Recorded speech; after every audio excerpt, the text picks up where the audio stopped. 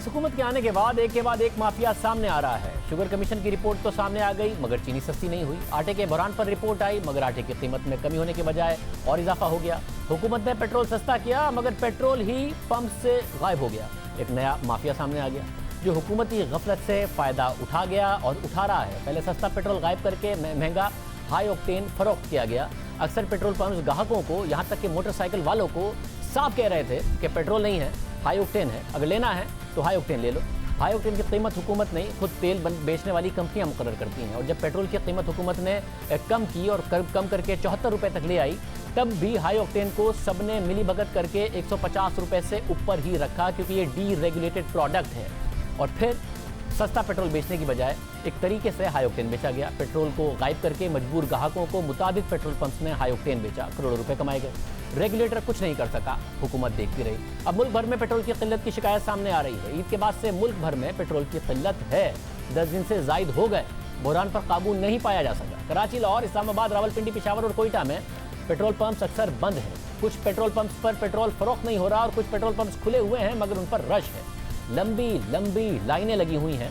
खैबर पख्तूनख्वा के 77% petrol pumps पर petrol दस्तयाब नहीं है। अब वज़ीर आज़म इमरान खान ने FIA को बहरान की तहकीकात की जिम्मेदारी दी है। इसके अलावा ओगरा ने इन्फोर्समेंट टीम्स बना दी हैं जो मुल्क भर में ऑयल मार्केटिंग कंपनीज के गोदामों का जायजा ले रही हैं। और आज वजारत पेट्रोलियम की बनाई गई कमेटी का किमाड़ी ऑयल फील्ड पर उन्होंने छापा मारा है और एक कंपनी के गोदाम में बड़ा जखीरा पाया गया। फिर आज ही वज़ीर आज़म इमरान खान वफाकी वज़ीर उमर अय्यूब और मुआविन खुसूसी बराए पेट्रोलियम नदीम बाबर को बुलाया और पूछा कि बताया जाए कि अब तक क्या इकदामात किए गए हैं। वज़ीर आज़म इमरान खान ने ज़ख़ीरा अंदोज़ी में मुलविस कंपनियों के खिलाफ सख्त कार्रवाइयों की हिदायत की। गुज़िश्ता रोज़ काबीना इजलास में भी पेट्रोल की किल्लत का जायजा लिया गया। काबीना इजलास में पेट्रोल मसनूआत की किल्लत पर वज़ीर आज़म और काबीना के अरकान ने बरहमी का इजहार किया। वफाकी वज़ीर मुराद सईद ने कहा कि ओगरा गफलत में सोता रहा, पेट्रोल पंप्स के बाहर लंबी कतारें हैं। वफाकी वज़ीर गुलाम सरवर ने कहा कि क्या यह दुरुस्त है कि मुल्क में सिर्फ 7 दिन का स्टॉक रह गया है। तो मुआविन खुसूसी बराए पेट्रोलियम नदीम बाबर ने जवाब दिया कि मुल्क में इस वक्त 2.25 लाख मीट्रिक टन पेट्रोल मौजूद है। वफाकी वज़ीर उमर अय्यूब ने जवाब दिया कि आलमी मंडी में तेल की कीमत में $12 के बाद कुछ कंपनियों ने खरीदारी रोकी, इसलिए अब जिन ऑयल कंपनियों ने स्टॉक खत्म किया उनके लाइसेंस मनसूख किए जा रहे हैं। वफाकी वज़ीर उमर अय्यूब और नदीम बाबर ने काबीना को मुतमईन करने की कोशिश की मगर काबीना मुतमईन नहीं हुई। इसकी वजह भी है क्योंकि 10 दिन से ये क्राइसिस सर उठा रहा था, अवाम को नजर आ रहा था मगर कुछ नहीं किया गया। इस हवाले से वफाकी वज़ीर गुलाम सरवर ने हम न्यूज़ के प्रोग्राम में मेज़बान आदिल शाहजेब से बात करते हुए कहा कि वफाकी वज़ीर और मुआविन खुसूसी सेक्रेटरी पेट्रोलियम और चेयरमैन ओगरा की ब्रीफिंग से वज़ीर आज़म और काबीना मुतमईन नहीं हुई। मुल्क में पेट्रोलियम मसनूआत के ज़खायर कम होते गए मगर कोई एक्शन नहीं लिया गया। ओगरा ने कुछ नहीं किया, वज़ारत पेट्रोलियम ने भी कोई एक्शन नहीं लिया। जिसके बाद जब लॉकडाउन में नरमी आई, पेट्रोल की मांग में इजाफा हुआ तो मुल्क में अचानक पेट्रोल की किल्लत का बहरान पैदा हो गया और बहरान बढ़ता चला गया, यहाँ तक कि अब पेट्रोल अवेलेबल नहीं है बहुत सारे इलाकों में। डॉन अखबार के मुताबिक इस वक्त मुल्क में पेट्रोल का स्टॉक 2 लाख टन है जो महज 6 दिन के लिए काफ़ी है, जबकि डीजल का स्टॉक 1,60,000 टन है जो सिर्फ 4 दिन के लिए काफ़ी है। ज़रूरी है कि मुल्क में 21 दिनों का स्टॉक मौजूद हो, चाहे हालात कैसे ही क्यों ना हो। पेशावर हाई कोर्ट भी आज पेट्रोल और आटे के बहरान पर बरहम दिखाई दी। पेट्रोल और आटा बहरान के खिलाफ दायर दरख्वास्त की समाअत के दौरान जस्टिस कैसर रशीद ने रिमार्क्स दिए कि पेट्रोल का बहरान है, लोगों को पेट्रोल नहीं मिल रहा मगर किसी को कोई परवाह ही नहीं। अफसोस होता है ऐसे वुज़रा पर जो सिर्फ इजलासों के लिए जाते हैं और मराआत लेते हैं। उस पर ओगरा के नुमाइंदे ने अदालत को बताया कि हमने कमेटी बनाई है जो पंप्स पेट्रोल नहीं दे रहे उनके खिलाफ कार्रवाई करेगी। जस्टिस कैसर रशीद ने रिमार्क्स दिए कि कमेटी को छोड़ें, कमेटी की बात मत करें। जब किसी मामले को दबाना होता है तो हुकूमत कमेटी बना देती है। चेयरमैन नैब भी हर चीज़ पर नोटिस लेते हैं लेकिन पेट्रोल और आटा बहरान पर वो खामोश हैं। नैब सिर्फ अपनी मर्जी के केसेस में दिलचस्पी लेता है। जस्टिस कैसर रशीद ने मजीद रिमार्क्स दिए कि अवाम के मफाद के लिए भी कोई काम करना चाहिए लेकिन इस मामले पर नैब सो रहा है। जस्टिस कैसर रशीद ने सेक्रेटरी फूड से सवाल किया कि आटे के बहरान का क्या हुआ तो सेक्रेटरी फूड ने जवाब दिया कि इस वक्त और आटा मिल रहा है, किल्लत नहीं है लेकिन रेट ज़्यादा है। पंजाब से आटा और गंदम की सप्लाई हो रही है, कुछ हफ्तों में रेट नॉर्मल हो जाएगा। अदालत ने कल वफाकी वज़ीर पेट्रोलियम और वफाकी सेक्रेटरी पेट्रोलियम को और DG नैब खैबर पख्तूनख्वा को तलब कर लिया है और सेक्रेटरी फूड से आटा बहरान पर तफसीली रिपोर्ट भी तलब कर ली है। हुकूमत पर तनकीद हो रही है कि एक के बाद एक बहरान सामने आ रहा है, हुकूमत कोई एक्शन नहीं लेती। बहरान आ जाता है, तो जल्दबाजी में फिर एक्शन का तासुर दिया जाता है, फिर कमेटी बनाई जाती है, फिर रिपोर्ट बनाई जाती है, रिपोर्ट आ जाती है, मगर अवाम को फ़ायदा कुछ नहीं होता। हुकूमत पॉइंट स्कोरिंग करती है, माफिया फ़ायदा उठा जाता है। गैर कानूनी सिगरेट माफिया हो, अद्वियात बनाने वाली कंपनियां हो, चीनी माफिया हो, आटा माफिया हो, और अब तेल बेचने वाली कंपनियां फ़ायदा उठा रही हैं और हुकूमत अब उनके गोदामों पर इस वक्त छापे ज़रूर मार रही है, मगर तेल अवाम को नहीं मिल रहा है। डॉन अखबार के रिपोर्टर खलीक कियानी जो इस हवाले से मुसलसल रिपोर्ट करते रहे, बताते रहे, जो इस मामले को बहुत अच्छी तरीके से जानते हैं, वो हमारे साथ मौजूद हैं। इसमें हुकूमत की कितनी जिम्मेदारी है, इस हवाले से बात करेंगे। खलीक कियानी साहब, बहुत शुक्रिया।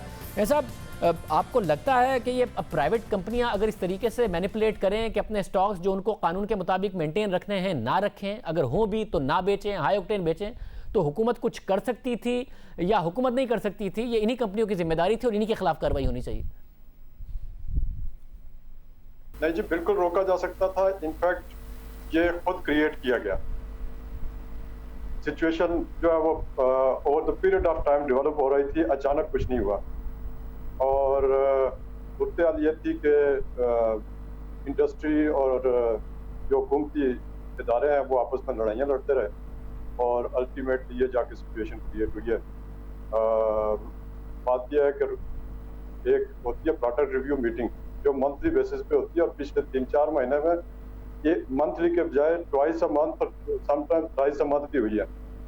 तो और उसकी बेसिस के ऊपर हर चीज़ ऑलमोस्ट तय हो जाती है कि कौन सी कंपनी ने क्या इंपोर्ट करना है, कौन सी रिफाइनरी से उठाना है, कितना क्या प्रोडक्ट उठानी है।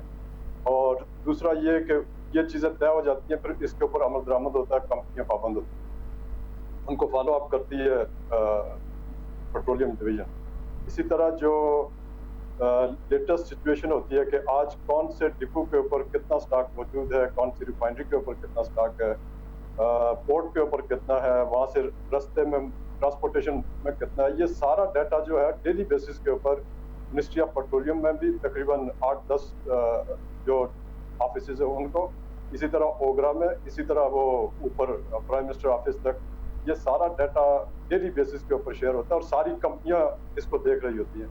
तो ये कहना कि जी कहीं अचानक क्रिएट हुआ, मैं इस चीज़ को तस्लीम नहीं करता। वो उसमें सारी चीज़ें लोगों के सामने थी और जिस दिन स्टॉक कम हो रहे थे वो भी सबको नजर आ रहे थे, और उसको कैसे रिप्लेनिश करना है ये भी किसी की जिम्मेदारी होगी जिसको ये फैसला करना चाहिए था। और जो अपने फैसले के ऊपर अमल दरामद जो कंपनी नहीं कर रही थी तो उसके ऊपर किसी को फैसला भी करना था।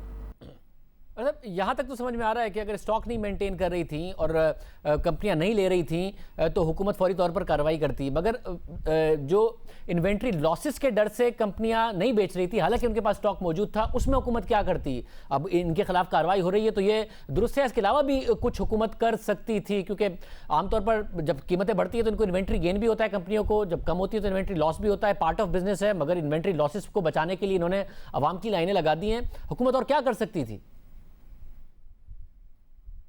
सर जी, बात यह है कि जो पेट्रोलियम रूल्स हैं 2016 के, उससे पहले जो रूल्स थे उसके मुताबिक भी, लेकिन अब चूंकि लेटेस्ट रूल्स वो है तो मैं उसके मुताबिक बात कर रहा हूँ।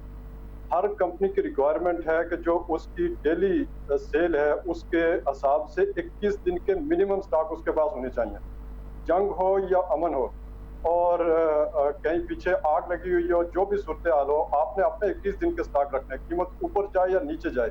ये नफा और नुकसान जो है, इन्वेंट्री लॉस और इन्वेंट्री गेन जो है, ये ऑयल इंडस्ट्री का हिस्सा है और उनको पता होता है कि हमने कितना लॉस होना है, कितना प्रॉफिट होना है। तो मैं ये मानने के लिए तैयार नहीं हूँ कि उन्होंने ज़ख़ीरा अंदाज़ी की है। 1-2 कंपनियों ने हो सकता है किसी हद तक की हो, लेकिन इतना वाइड स्केल के ऊपर ये ज़ख़ीरा अंदाज़ी मुमकिन नहीं है। 21 दिन के स्टॉक बड़े अमाउंट होती है, ये 8-8.5 लाख टन मंथली कंजम्पशन है, तो आप उसको थोड़ा सा कम कर लें, 6 लाख 6.5 लाख। तो लेकिन सूरत ये है कि हम पिछले पूरे 15 दिन में आप देख लें तो 8 दिन से 9 दिन से ज्यादा के स्टॉक कभी थे ही नहीं। और क्या सारी जिम्मेदारी सिर्फ इन कंपनीज के ऊपर डाली जा सकती है या हुकूमत की भी जिम्मेदारी है? ये नदीम बाबर साहब, उमर अयूब साहब अगर वजीर आजम को प्रेजेंटेशन दे रहे हैं, काबीना मुतमिन नहीं हो रही है और कार्रवाइयाँ कंपनियों के खिलाफ हो रही हैं, ये हो सकता है कि उस वक्त इन्हें ना पता चल पाया हो नदीम बाबर साहब को या फिर उमर अयूब साहब को कि कंपनियाँ कर क्या रही हैं, या ये हो नहीं सकता कि इनके इल्म में ना हो, उसके बावजूद ये होने दिया गया? सर मैं ये तस्लीम करने के लिए तैयार नहीं हूँ कि ये लाइल्म हूँ, क्योंकि जैसे मैंने आपको बताया कि ये जो डेली सप्लाई पोजीशन होती है सारी कंपनियों की, जिसको डीएसपी कहते हैं, ये सारे डेस्क के ऊपर जाती है। हो सकता है मिनिस्टर ने ना देखा हो, उसके और जिम्मेदारी हो सकता है जो एडवाइजर है या एसएपीएम है उसने ना देखी हो, लेकिन उसके नीचे जो लोग हैं, जो सेक्रेटरी हैं, शायद उन्होंने भी ना देखा, उनकी भी बहुत मजबूरियां हों। लेकिन फिर जो एडिशनल सेक्रेटरी जो पॉलिसी है, जिनका काम ही इन चीजों के ऊपर नजर रखना है, वो क्यों सो रहे थे? फिर उसके बाद नीचे जो डीजीआई है, जिनका काम ही यही है, उनका सारी जिंदगी यही काम होता है, उनका और कोई काम नहीं है कि कौन सी कंपनी कैसे इंपोर्ट करे, इस सारी चीज को देखती हो। तो मेरा नहीं ख्याल कि कोई अपनी रिस्पॉन्सिबिलिटी से अपनी जान छुड़ा सके। उसूली तौर पे सबकी कंबाइंड रिस्पॉन्सिबिलिटी और कंबाइंड उसकी रिस्पॉन्सिबिलिटी होनी चाहिए। अब आवाम तो फिर भुगत रहे हैं, लंबी लंबी लाइनें लगी हुई हैं और अक्सर जगह मिल भी नहीं रहा। उन्होंने तो महंगा हाई ऑक्टेन भी खरीदा जब उनको नॉर्मल पेट्रोल नहीं दिया गया सस्ता। और अब क्या शॉर्टेज खत्म हो जाएगी अगर हुकूमत ने फौरी इकदाम किए, फौरी तौर पर यह मामला हल हो जाएगा? सर इस वक्त सूरत हाल ये है कि पूरे मुल्क में जो टोटल स्टॉक है वो तकरीबन 7 से 8 दिन के हैं, लेकिन उसको वो स्टॉक फेयरली डिस्ट्रीब्यूटेड नहीं होते, क्योंकि हो सकता है कुछ जो पोर्ट के ऊपर स्टॉक है उनको रावलपिंडी इस्लामाबाद तक मूव करना या लाहौर तक मूव करना काफी टाइम कंज्यूमिंग प्रोसेस है। तो इस सारे चीज को मूव करना एक काफी यानी मशक्कत वाला काम है। तो एक तो ये चीज करने की है, लेकिन पिछले अब जून के 10 दिन है, 10 जून तक सिर्फ 1 या 2 शिप बर्थ हुए हैं पोर्ट के ऊपर। तो लिहाजा जब तक सप्लाई रिप्लेनिश नहीं होगी, उसके लिए ये टाइम कंज्यूमर प्रोसेस जारी रहेगा। मेरा ख्याल है अगले 2, 4, 6 दिन मजीद ये इसी तरह की सूरत हाल रहेगी। बहुत शुक्रिया खलील कियानी हमारे साथ मौजूद थे। कहना अभी सूरत हाल यही रहेगी। हम आपको बताते चलें कि नदीम बाबर साहब को, उमर अयूब साहब को हमने प्रोग्राम में बुलाया। नदीम बाबर साहब को तो मुसलसल बुला रहे हैं, मगर वो प्रोग्राम में इस हवाले से अपना मौका देने नहीं आए। प्रोग्राम में ब्रेक शामिल करते हैं। अब शुगर मिलर्स हाई कोर्ट पहुंच गए हैं। हुकूमत की बनाई हुई रिपोर्ट को चैलेंज कर दिया है। कल समाअत होगी। क्या क्या चैलेंज किया गया है आपके सामने रखेंगे ब्रेक के बाद।